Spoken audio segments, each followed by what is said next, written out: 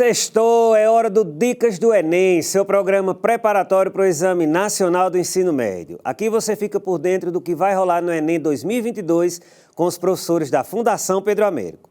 E quem chega para trazer o primeiro conteúdo de inglês dessa temporada é o professor Neudson Lins. O tema da aula é habilidades e competências. Boa aula para vocês! E aí, meus guerreiros e guerreiras, tudo tranquilo? Vamos lá para mais um Dicas do Enem desse ano, né? Eu sou o professor Neudson Lins, língua estrangeira, mais especialmente língua inglesa, e vou estar com vocês aí nas próximas 6 aulas para a gente tentar ver se consegue dar conta, né, dessa quantidade de assuntos, né, pertinentes à língua inglesa.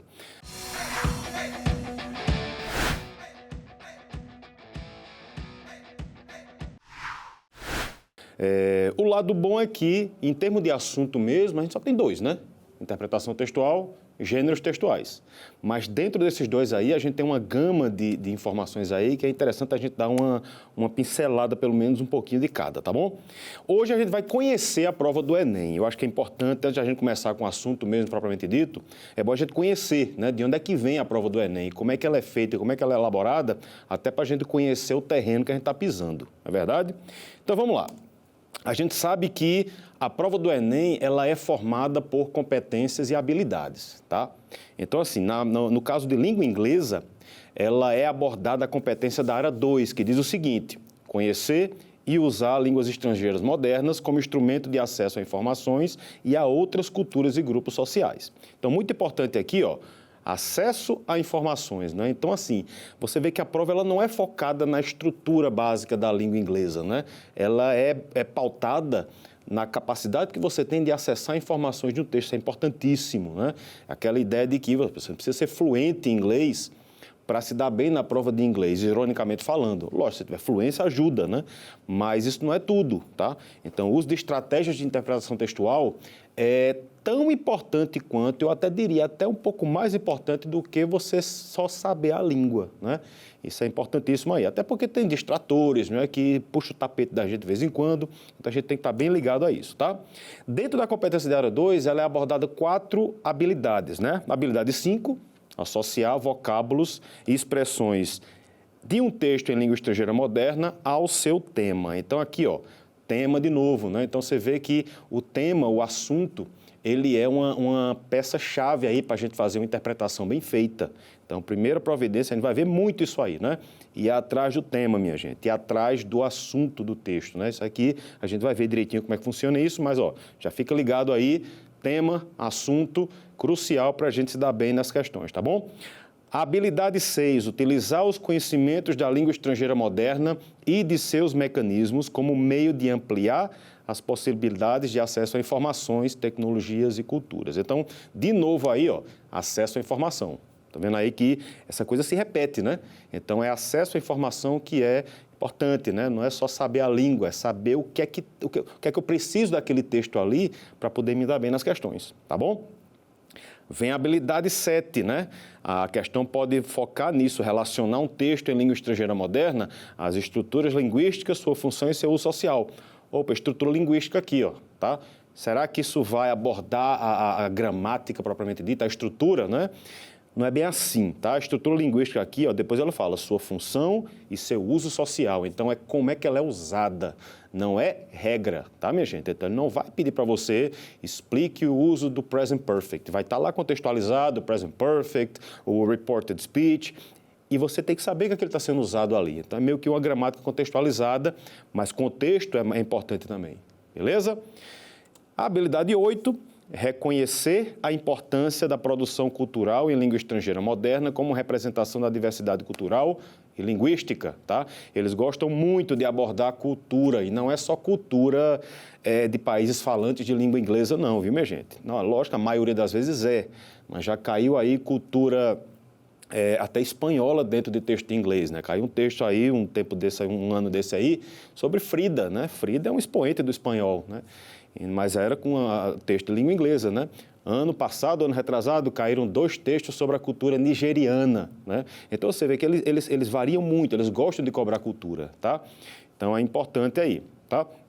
Então, assim, formalmente falando, esses são as 4 habilidades que são abordadas na prova de língua estrangeira, no caso, língua inglesa ou língua espanhol mesmo, tá? Então, habilidade 5, associar vocábulos ao tema. Questão pode pedir isso. 6, utilizar os conhecimentos para acessar informação, né? Então, é você saber o que precisa retirar lá do texto. Habilidade 6, habilidade 7, estrutura linguística, mais contextualizada, né? Então, a questão pode até abordar um pouquinho de vocabulário, de gramática, mas ela vai estar contextualizada, porque o foco aqui é sua função, seu uso social. E a habilidade 8, a questão pode também pedir parte cultural, conhecimento de mundo aí, tá? O background knowledge aí é o que vai ser crucial para você se dar bem numa questão dessa. Tá? Professor, mas eu preciso saber de todas as culturas do mundo? Claro que não, minha gente. Mas você precisa pelo menos entender o que é que está sendo cobrado daquela cultura. Então, você tem que saber interpretar o texto, beleza?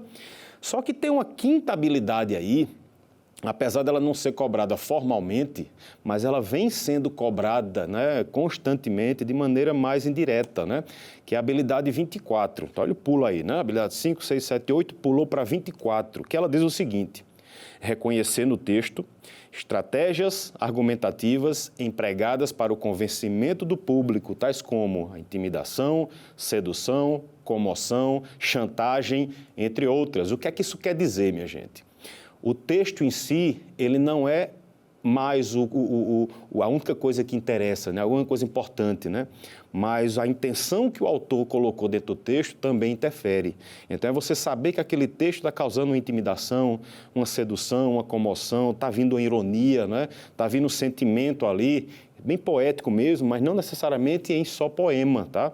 Então, o texto em si, ele aborda isso aí. Eu já vi muita questão de tirinha, questão de charge, cartoon, que ele cobra muito o velho nas entrelinhas, né? Então, a gente tem que tomar muito cuidado com isso. E aí, minha gente, os distratores, eles entram aí com muita sede para puxar seu tapete, beleza? Então, fica ligado aí nessas 5 habilidades aí, que eu acho que, tranquilo, você vai ver que com a prática, eu vou puxando um pouquinho delas, né? E vocês vão ver, na prática mesmo, como é que a gente deve se portar quando se deparar com a questão de interpretação textual em língua inglesa, beleza?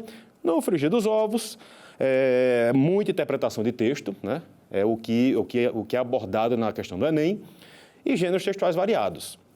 Daí a importância da gente estudar os gêneros textuais, é o que a gente vai fazer nessas próximas 6 aulas, né? Pegar os principais, né? Charge, cartoon, tirinha, poema, música, publicidade, ver as características, ver dicas de estratégias e praticar, que é o mais importante. Teoria é importante, mas sem a prática ela não vai adiantar muita coisa, não. Tranquilo? Então, vamos lá. Vamos começar aqui, né? Resumindo, prova do Enem.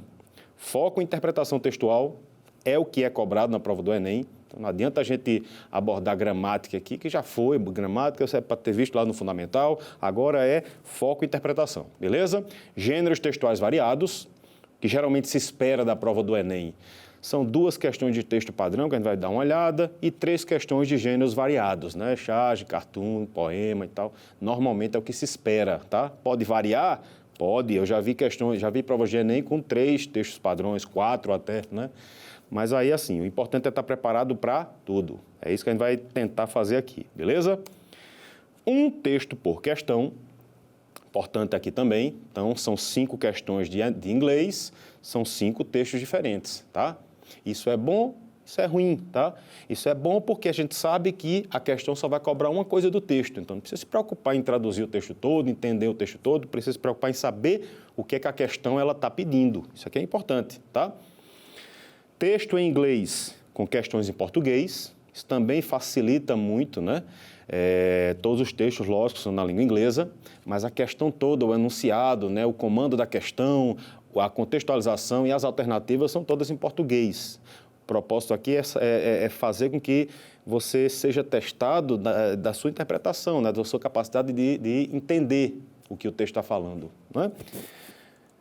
Questões de interpretação, basicamente, minha gente, ela vai focar muito nessas 2 estratégias aqui, ó, scanning e skimming, tá? Principalmente textos padrões, textos corridos, né? Scanning, procurar informação específica no texto, aquela varredura, né? Aquela leitura bem superficial, mas com o propósito de procurar alguma coisa específica, uma informação específica dentro do texto. Já o skimming é aquela leitura superficial também, mas com o propósito de pegar o tema, a ideia geral, que a gente vai fazer muito isso aí. Beleza? Tranquilo aí. Eu acho que dá para a gente dar uma pausa aí, né? Tomar uma aguinha, né? Dar uma relaxada, esticar as pernas. Já a gente volta para o segundo bloco, beleza?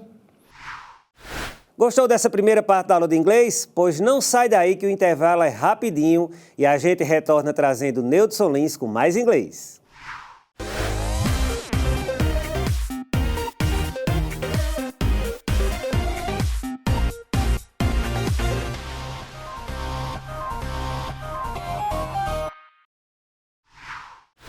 Se você chegou agora, esse é o Dicas do Enem, um programa da Fundação Pedro Américo em parceria com a Unifacisa e Rede ITA. E a gente segue com o professor Neudson trazendo mais inglês. E aí, meu povo, voltando aqui, né? Dicas do Enem, versão 2022, juntamente com a Fundação Pedro Américo, fazendo essa ação muito bonita, né? Essa ação social aí com vocês. E assim, a gente está voltando aqui para a prática agora, né? Começou aquela teoriazinha ali de conhecer a prova do Enem, vi algumas dicas, agora vamos para dicas de questões de texto mesmo, tá? A gente vai começar com o texto padrão, porque eu acho que é o mais comum, é o que a gente está mais acostumado, né? Mas tem muitas dicas de texto padrão aqui que ela vai poder ser aplicada nos outros gêneros textuais também. Tranquilo? Então vamos lá. Primeira dica, trabalhe título. Tá? Muita gente ela passa por cima do título, né? Ela não dá devida importância ao título, subtítulo, né? Mas o título, minha gente, é uma das coisas mais importantes quando a gente vai querer interpretar um texto, porque o título ele dá o tema, né? E o tema é uma coisa assim que vai fazer sua mente trabalhar em função daquele assunto. Então, você sabendo o tema, intuitivamente, sua mente vai começar a buscar o que é que você conhece sobre aquele tema. E isso vocês vão ver que ajuda demais. Se a gente for pensar no caminho inverso, né? Se a gente chega para vocês e fala, pô, vamos fazer uma redação, faça uma redação. A primeira coisa que você vai perguntar é qual tema? Porque a gente precisa disso, a gente precisa ter um norte, né? Interpretação de texto não é diferente, beleza? Então, ó, trabalha título. Vocês vão ver que muitas vezes a questão se resolve com o título, tá? Título já resolve minha vida. Então, a gente sabendo disso, quer dizer, ganha tempo, né, ganha segurança, né, então não precisa a gente estar se preocupando em entender o texto todo. Isso muitas vezes causa uma angústia, né? Às vezes a gente pega um texto, o texto não é tão fácil, né? Um tema não é um tema que a gente conhece, que a gente goste, mas pô, a gente não precisa entender tudo. Então, vai chegar já nessas práticas aí, para vocês verem o que é que eu estou falando, né? Dica 2, observe os aspectos não verbais, caso exista, né? Então, aspecto não verbal é texto também, tá? Só que é um texto não verbal, mas é texto, tem informação ali. Então, gêneros como cartoon, charge e tirinha, eles são recheados de aspectos não verbais e esses aspectos eles devem ser interpretados também, tá? Alguns textos padrões também tem figura, tem foto e assim, a gente sabe que, lógico, né? Ninguém vai colocar uma foto no texto se não tiver a ver com o texto, né? Então, assim, analisa, né? Interpreta, veja os detalhezinhos, que o aspecto não verbal ele vai ajudar muita coisa, tá bom? Terceiro ponto, pegou uma questão, vá para a questão antes do texto para direcionar a sua análise, né? Não é ir para o texto antes, vai direto para o enunciado para saber o que é que o enunciado vai pedir. Porque muitas vezes, como eu falei, de repente você trabalhou o título, pegou o tema, pô, se a questão só pega o tema, sua vida se resolveu ali, tá? Precisa ser para o texto de novo. Então, assim, tempo, minha gente, é uma coisa importantíssima na prova do Enem, tá? São muitas questões e se você perder tempo em uma questão, você vai deixar de responder, de repente, algumas questões mais fáceis por falta de tempo, né? Então, quanto mais você ganhar tempo, quanto mais você tiver estratégias para ganhar tempo, melhor. E uma delas é isso. Vai direto para a questão, vê o que é que ela pede, vê o que é que a questão quer de você e depois vai para o texto direcionado, beleza? Se a questão for de ideia geral, ela pediu o tema, o assunto, né? Enfim, geralmente a resposta está no início ou no final do texto. Introdução serve para isso, para dar a ideia geral do texto. Conclusão serve para retomar a ideia geral do texto. Isso quando o título não for suficiente, ou quando não houver título, ou quando você não entender muito o título, né? Mas, ó, iniciozinho do texto, finalzinho do texto, geralmente já resolve sua vida, tá bom? Se a questão for de informação específica, encontre uma palavra-chave na questão e procure no texto, tá? Palavra-chave também é importante, você tem que saber, você tem que sentir. Opa, essa palavra aqui no enunciado é importante, procura ela no texto. A resposta vai estar ali ao redor, beleza? Agora, importante, achou a palavra-chave, achou a palavra no texto, ó, separa a frase que ela está incluída, vê onde é que a frase começou, vê onde é que a frase termina, isola aquela frase ali e interpreta, tá? Porque o contexto tem que estar claro, né? Não adianta só pegar a palavra e tem que estar o contextozinho fechado para evitar ambiguidade, trocadilho, por aí vai, né? Dica 6, houve dúvida, trabalhe a eliminação de alternativas. Uma das estratégias mais antigas que tem de questões de múltipla escolha, mas são muito efetivas, tá? Tanto para a parte psicológica, né? Você eliminou aí, tem certeza que aquilo está errada, já facilita a sua vida, tá? É melhor ficar entre 2 alternativas do que entre 5, não é verdade? Então, ó, pode eliminar, elimina, risca, tira ela do seu caminho. Desde que você tenha certeza, 100% de certeza que ela realmente está errada. Cuidado para não cair nas armadilhas dos distratores, tá bom? Questão 7. Não passe mais que 5 minutos em uma questão. O fator tempo é fundamental em uma prova como a do Enem, como eu falei. O tempo padrão aí que a gente coloca, né, são 3 minutos, tá? Dividindo aí o número de questões pelo tempo que você tem, 3 minutos. Mas lembra, minha gente, que esse tempo, além de resolver questão, vai ser um dia que vocês vão fazer uma redação, vai ter o tempo para você colocar no gabarito, né? Então, tudo isso leva tempo. Então, tem que tomar muito cuidado. 3 minutos, para mim, é o extremo, tá? A gente vai trabalhar dicas aqui, estratégias, para você tentar responder essas questões em 1 minuto, 1 minuto e meio, mais do que suficiente. Porque aí você vai ganhar tempo para as outras coisas. A redação, por exemplo, é uma coisa que demanda tempo, né? Tranquilo? Dica 8, evitar palavras extremistas, tá? Isso é uma dica que não é 100% efetiva, mas eu diria que é 90%, tá? O que são palavras extremistas? Sempre, nunca, todos, impossível, né? Esse tipo de palavra aí, normalmente, ela anula a alternativa, né? Essas palavras extremas aí, elas são usadas justamente para mostrar que ela está errada. A gente vai ver alguns exemplos aí que dá certo, né? E a 9, caso encontre mais de uma alternativa supostamente corretas, escolha a mais abrangente. O que quer dizer isso? Muitas vezes eles estão colocando distratores que são informações que estão presentes no texto, tá? Mas o fato de estar presente no texto não quer dizer que aquela alternativa seja correta, ou seja 100% correta. Tem 2 perguntinhas que a gente deve fazer sempre antes de sair, antes de partir para outra questão, tá? Será que essa alternativa está completando o enunciado? Essa é a primeira pergunta. Mas essa informação está presente no texto? É a segunda pergunta. Só existe sempre uma alternativa que responde às 2, tá? Distrator ou responde uma ou responde a outra. Ela pode estar presente no texto, mas não está respondendo ao enunciado. Pode estar completando o enunciado, mas a informação não está 100% no texto. Então, são 2 perguntazinhas aí que a gente vai ter que fazer sempre para poder ter certeza. Tranquilo, minha gente? Agora, vamos botar a mão na massa. Eu trouxe aqui algumas questõezinhas aí que já caíram no Enem, para vocês sentirem como é fácil, tá? Como a prova do Enem ela é totalmente estratégica. Não precisa ser fluente em inglês para se dar bem, tá? Muitas vezes até ser fluente atrapalha, viu? Porque às vezes a fluência causa um certo comodismo na pessoa.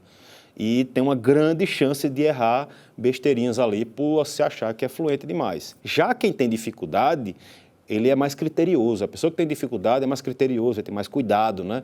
Então, já vi muitos casos aí de se dar melhor do que tem fluente, né? Essa foi a questão de 2010, foi uma música, né? Muita gente acha que questão de música e poema são difíceis, mas é o contrário. A gente vai fazer uma aula só sobre poema e música e vocês vão ver que essas questões são fáceis, tá? Primeira coisa aqui, ó, poema e música é o gênero textual que a gente tem que tomar cuidado no título, tá? Nesse caso aqui, título às vezes atrapalha. Então, a sugestão que eu dou é poema e música, esqueça título, vá direto para o enunciado. Não sei se vocês já viram aí, tem música aí que a gente olha o título, pô, o título não tem nada a ver com a letra, né? Tem a ver na cabeça de quem escreveu, mas para a gente que vai interpretar, às vezes atrapalha um pouco, né? Então, vamos logo para o enunciado, ver o que é que ele pede e depois a gente volta para a música, tá? Letras de música abordam temas que, de certa forma, podem ser reforçados pela repetição de trechos ou palavras. Importante aqui, ó, poema e música, se repetiu alguma coisa, aquilo ali é importante, tá? O fragmento da canção Viva la Vida, por exemplo, permite conhecer o relato de alguém que...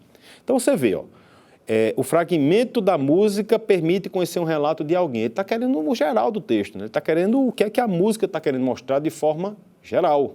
Geral, tá? Em poema e música, primeira estrofe resolve minha vida. Porque a primeira estrofe de poema e música, você pode notar que ela dá aquele chão, né? Para você se firmar, para poder entender o resto do poema. Interpretou o início, acabou-se. Então, o que é que ele diz aqui no início? I used to rule the world. Seas would rise when I gave the word. Now in the morning I sleep alone. Sweep the streets I used to own. Se você sacar bem aqui, aí vem para aquela parte de gramática contextualizada, primeira linha do poema, da música, resolveu a minha vida.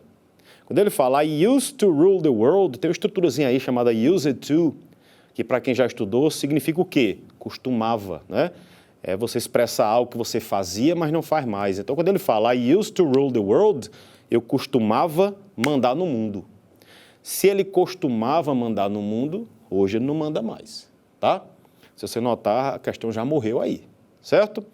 Costumava ter o mundo a seus pés e de repente se viu sem nada, faz sentido, né? O que a primeira frase está falando, separa ela aí. Almeja o título de rei e por ele ter enfrentado inúmeros inimigos, lá no texto ele fala sobre rei, mas não é o propósito geral da música, né? Causa pouco temor a seus inimigos, embora tenha muito poder, não tem nada a ver com costumava mandar o mundo, limpava as ruas e com seu esforço tornou-se rei de seu povo. Ele fala lá que ele varre as ruas que costumavam ser dele, né? Ou seja, dá aquela ideia de que ele tinha tudo e não tem muita coisa mais, né? Tinha a chave para todos os castelos nos quais deseja morar, isso aí não é nem distrator. Então, letra A resolve lá na primeira linha. Por isso que eu falo, gramática é importante? Não vai ser cobrada gramática, mas ela vai estar contextualizada ali. Então, souber ajuda demais.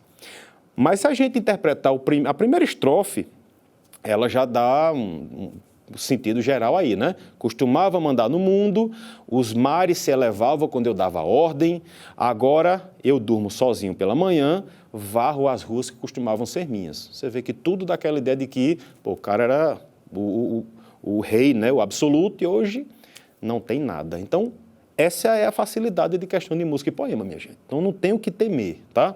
É só interpretar, é só usar a estratégia correta.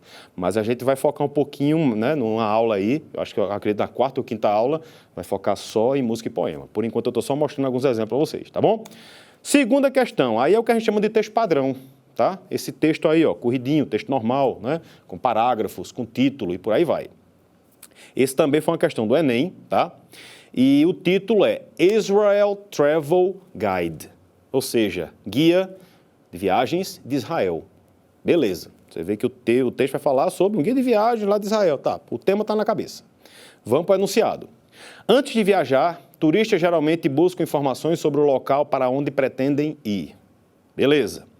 O trecho do guia de viagens de Israel, olha como é importante aqui, ó. O trecho do guia de viagens de Israel, ou seja, ele não está dizendo que ali é um guia de viagens. É um pedacinho do guia de viagens, tá? Aí o que é que eu vou fazer agora aqui, antes de ler o texto? Vamos ver se a gente consegue eliminar algumas alternativas, né? Ver se tem um aqui, não, isso aqui não pode estar presente no trecho de guia de viagens. Vamos lá. Descreve a história desse local para que turistas valorizem seus costumes milenares. No guia de viagem eu posso descrever um pouquinho da história do local? Pode, né? De repente, se for um lugar bem histórico mesmo, normalmente já vem essa descrição. Uma descrição breve, mas tem. Então, letra A, vamos deixar quieto, né? Informa hábitos religiosos para auxiliar turistas a entenderem as diferenças culturais. Pode informar hábitos religiosos? Deve, tá? Inclusive, tem locais aí, se a gente não tomar cuidado com alguns hábitos religiosos, a gente pode ter problemas, né? A gente vai muito pela cultura da gente, mas a gente tem que lembrar que a gente está se inserindo na cultura deles, então a gente tem que respeitar. Então, isso aqui pode estar presente no guia de viagem, sim. Então, deixa quieto. Divulga os principais pontos turísticos para ajudar turistas a planejarem suas viagens. Pois esse é o ponto principal do guia de viagens, né? Divulgar os pontos turísticos. Deixa quieto aí também. Recomenda medidas de segurança para alertar turistas sobre possíveis riscos locais. Tem que ter recomendações, tá? Inclusive, guia de viagem no Brasil, às vezes tem muita recomendação. Eu já vi guia de Salvador, que dá recomendações de segurança. Rio de Janeiro, né? E por aí vai. Então, deixa quieto também. Apresenta aspectos gerais da cultura do país para continuar a atrair turistas estrangeiros? também é possível. Então, ó, me ferrei, não posso eliminar nenhuma. Mas aí tem uma dica aí preciosa que vai resolver minha vida, né? Lembra lá aquele último ponto que eu dei lá das dicas, né? O ponto 9, que ele diz o seguinte: se você acha que a gente tem mais de uma alternativa supostamente correta, vá para mais abrangente. Aqui dá aquela ideia mais geral, tá? Então você vê que a ideia que está mais geral é justamente a letra E. Ó, apresenta aspectos gerais da cultura. Isso inclui religião, isso inclui história, isso inclui ponto turístico, isso inclui a questão de segurança que entra na cultura também, tá? Então, você vê que as dicas, elas vão lhe ajudar, tá? Se quiser ler o texto, beleza, você vai ver que o texto, em nenhum momento, ele vai descrever nenhum desses 4 pontos aí iniciais. Mas é perda de tempo, tá? E até porque ele vai dar uma pincelada, por exemplo, na parte de religião, tá? Lá no final ele fala dos judeus e tal, mas não é a parte mais de guia de viagens que ele está falando aqui. Então a gente tem que tomar muito cuidado. Aquela história, cuidado para não complicar o que é fácil. Tranquilo? Então, vamos tomar mais uma aguinha aí, depois a gente volta para mais algumas questões aí com vocês, beleza? Não esqueça de seguir o Instagram do Dicas do Enem, @Dicas do Enem na TV, tudo junto. Siga o nosso perfil e se ligue nas novidades, dicas e promoções. A gente volta depois do intervalo, não sai daí!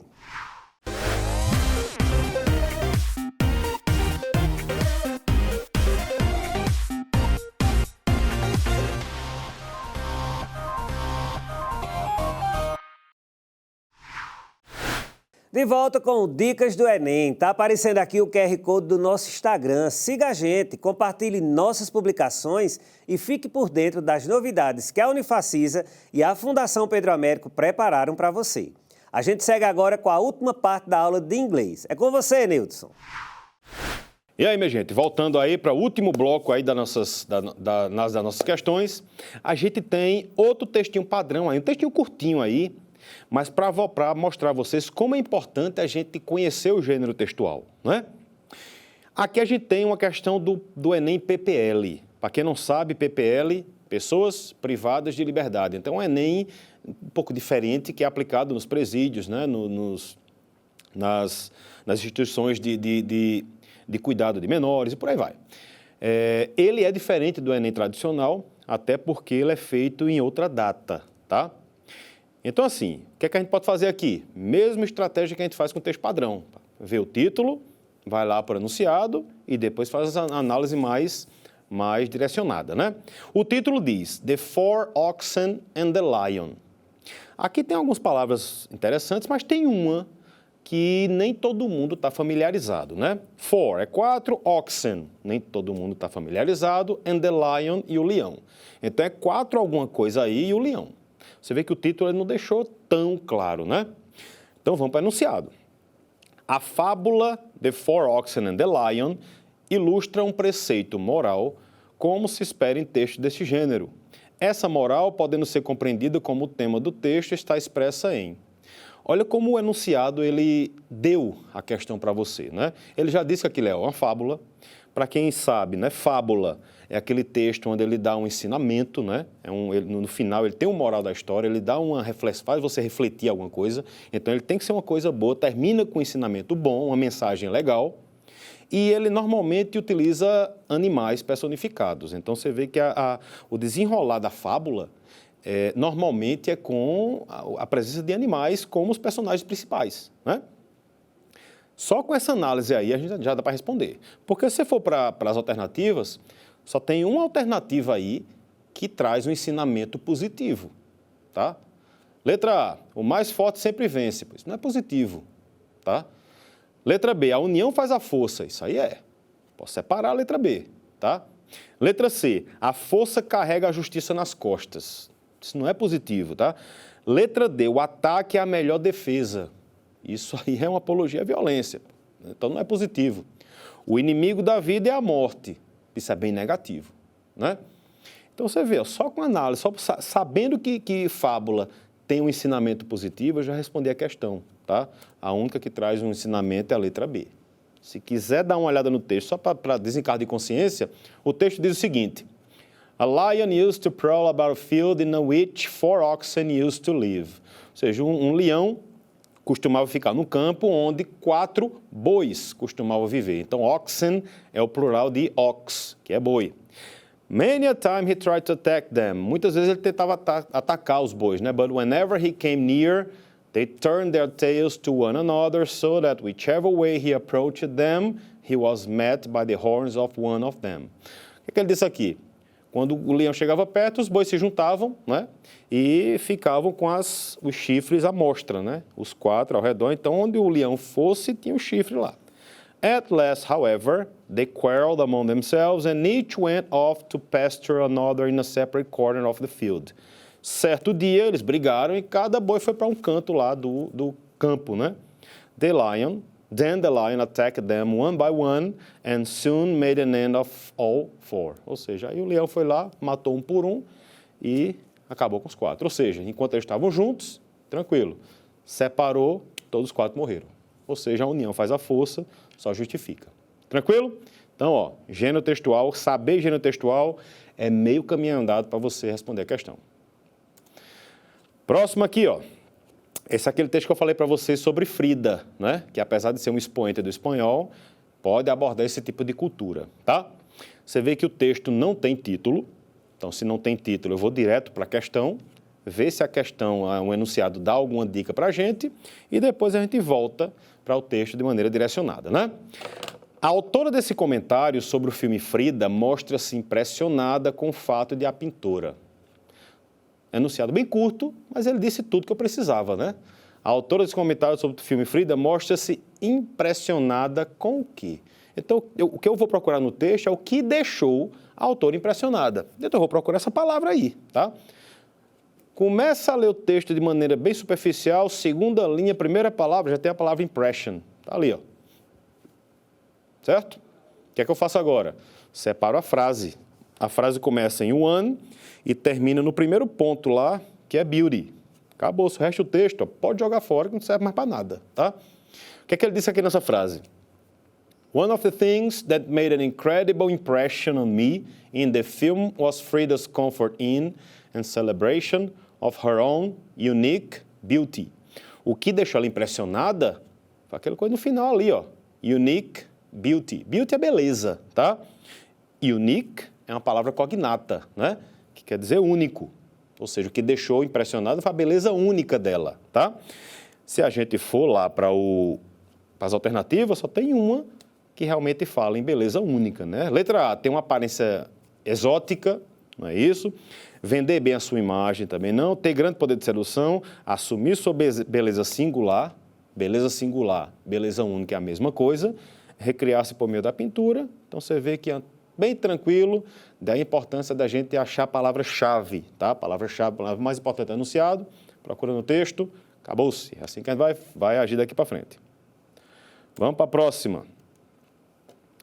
Enem 2013, tá? Você vê que é um texto bem longo, né? Texto bem extenso, mas vocês vão ver que o direcionamento aí é importantíssimo, tá? Eu só vou precisar de uma frase do texto, mas você precisa saber como é que vai encontrar essa frase, né? Então, vamos lá. O título diz, Do one thing for diversity and inclusion. Faça algo pela diversidade e a inclusão. O tema já está na mão. O texto vai falar sobre diversidade e inclusão social. Tranquilo. Vamos para o enunciado. Internautas costumam manifestar suas opiniões sobre artigos online por meio da postagem de comentários. Beleza, não é novidade. O comentário que exemplifica o engajamento proposto na 4ª dica da campanha apresentada no texto é... Ele já disse a você, cara, ele quer saber uma alternativa aí que fala a mesma coisa da 4ª dica lá no texto. Então, o que é que eu vou procurar no texto? A 4ª dica, só isso. Lá embaixo, ó, tem 5 dicas. Foca na 4ª, joga o resto fora e tchau, certo? O que é que diz a 4ª dica? Spread your own culture around the world and learn about other cultures. Ou seja, espalhe sua própria cultura pelo mundo e aprenda sobre outras culturas. Ou seja, você vai procurar uma alternativa onde ele está falando dessa troca, né? De você ensinar sua cultura e aprender outras culturas. Só tem uma alternativa que fala isso, tá? Alternativa A. Lá na minha escola, aprendi a jogar capoeira para uma apresentação no Dia da Consciência Negra. Ó, aprendi a jogar capoeira, só fez aprender, não ensinou nada, então letra A está fora. Outro dia, assisti na TV uma reportagem sobre respeito à diversidade. Gente de todos os tipos, várias tribos, curti bastante. Também ele só assimilou, só aprendeu, está fora. Letra C. Eu me inscrevi no programa Jovens Embaixadores para mostrar o que tem de bom em meu país e conhecer outras formas de ser. Olha a diferença. Mostrar o que tem de bom, ou seja, ensinar, e conhecer outras formas de ser, aprender também, tá? Letra C, por enquanto, é a nossa resposta, né? Mas vamos eliminar as outras. Curto muito bater papo na internet. Meus amigos estrangeiros me ajudam a aperfeiçoar minha proficiência em língua estrangeira. Também só está aprendendo.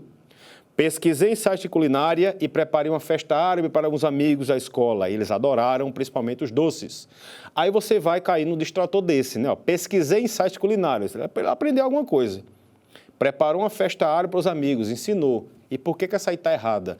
Porque lá no enunciado, na dica 4, ele diz: espalhe a sua própria cultura. Não é você aprender outra cultura e espalhar, que é o que está fazendo na letra E.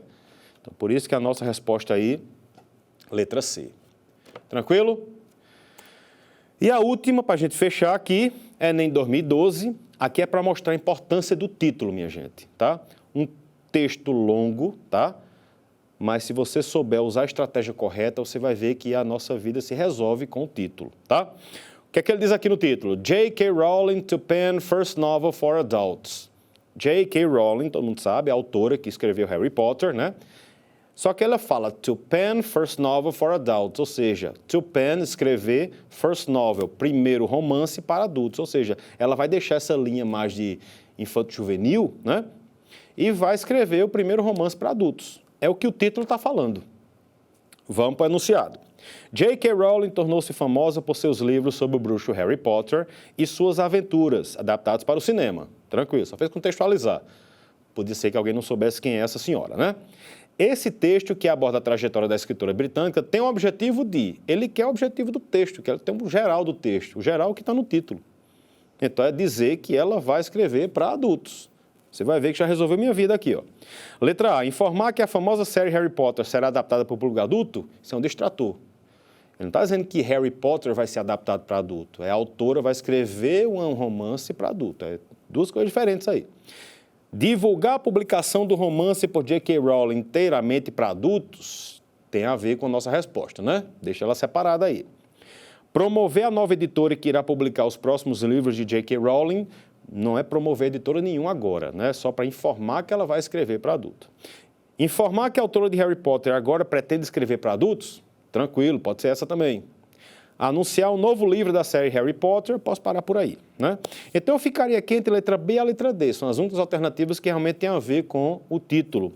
E por que a letra D e não é a letra B? Porque a letra B está falando de divulgar a publicação do romance. Como é que ela vai divulgar uma publicação se ela ainda vai escrever o romance, né? Então, lá está bem claro no título, ela vai escrever um novo romance para adultos. Então, só vai poder publicar se ela escrever primeiro. Então, letra D, informar que ela pretende escrever para adultos, é a nossa resposta correta. Beleza, minha gente? Mais um aqui, só para a gente encerrar, né?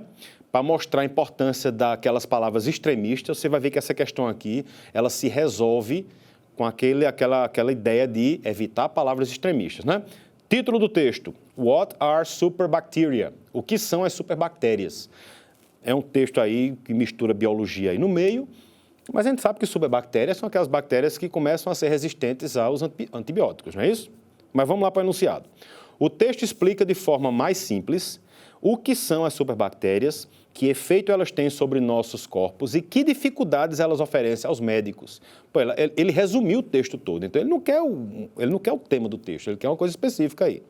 Além disso, também é destacado um traço característico dela, que é o fato de... Bom, se você notar, tem 4 alternativas aí com palavras extremas e apenas uma que é um pouco mais sensata, né? Vamos dar uma olhada aí se resolve. Letra A, causarem invariavelmente o óbito do paciente no qual se instalam. Pô, então você adquiriu uma superbactéria, obrigatoriamente você vai morrer, invariavelmente, palavra extrema aí, ó. Pode eliminar. Originarem-se sempre da administração equivocada de medicamentos, ó, sempre. Extremo também, extremismo aí. impossibilitarem a realização de qualquer espécie de diagnóstico, quer dizer, eu não tenho como diagnosticar, é impossível, extremismo também, eu já eliminei 3, viu? Evoluírem, em alguns casos, apesar da prescrição e do uso de antibióticos, olha como está mais sensato, né? Ó, em alguns casos, não é evoluir sempre. Por enquanto, a letra D é a nossa resposta. Letra E, serem resistentes a todos os tipos de antibióticos e bactericidas, não são todos, né? Então, ó, 4 palavras extremas, a única que não é extrema é a letra D e é a resposta. Certo? A gente fica por aqui, por essa aula. Na próxima oportunidade, a gente vai entrar um pouco mais na parte de gêneros textuais, mas essa introdução é só para mostrar a vocês que a prova do Enem é uma prova acessível, tá? Então, é uma prova que dá para fazer com tranquilidade. Mas, assim, 2 pontos que é importante, estratégia de interpretação e gêneros textuais. Mas mais para frente a gente vai especificar mais isso, beleza? Cheiro no coração de vocês e até a próxima aula, se Deus quiser. Galera, é final de programa, mas nunca é demais lembrar que vocês podem acompanhar as aulas pelo canal 18.1 e pelo YouTube da Rede ITA. Lembrando que amanhã tem maratona com as aulas da semana para você rever os conteúdos a partir das 8 da manhã. Valeu pela companhia e até amanhã!